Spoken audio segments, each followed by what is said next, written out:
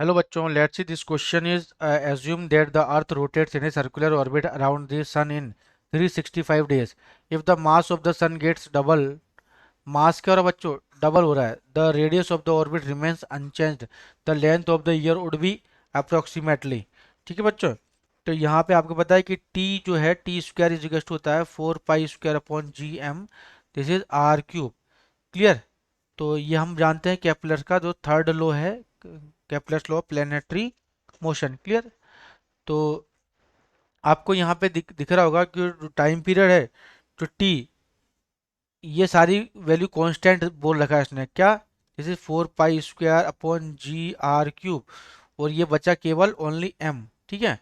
तो ये सब क्या है, दिस इज कांस्टेंट है, जिसने बोल रखा है पहले ही क्वेश्चन के अंदर। क्लियर। तो T is inversely proportional to M हो जाएगा। ठीक है। तो पहले टाइम कितना दे रखा है, 365 डेज, तो मैं ऐसे लिख सकता हूँ T1/T2 is equal to, this is √m2/m1। ठीक है। मुझे T2 निकालना है, तो T2 इज इक्वल टू जाएगा T1 into under root m1/m2। Clear. तो T2 की वैल्यू क्या जाएगी, T1 तो कितना देते, 365 दे रखा है आपको, 365। ओके।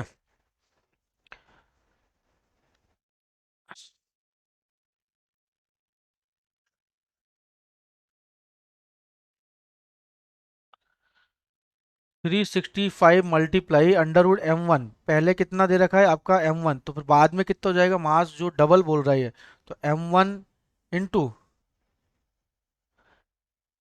m1 इंटू ये हो जाएगा आपका,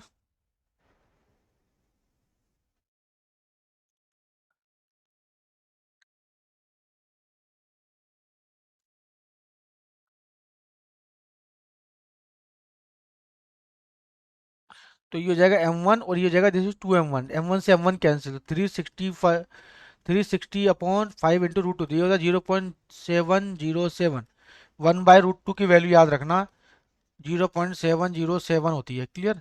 तो T2 की वैल्यू आ जाएगी कितनी, हमारे पास फाइनली 258 डेज। ठीक है। तो option number B is correct. Best of luck.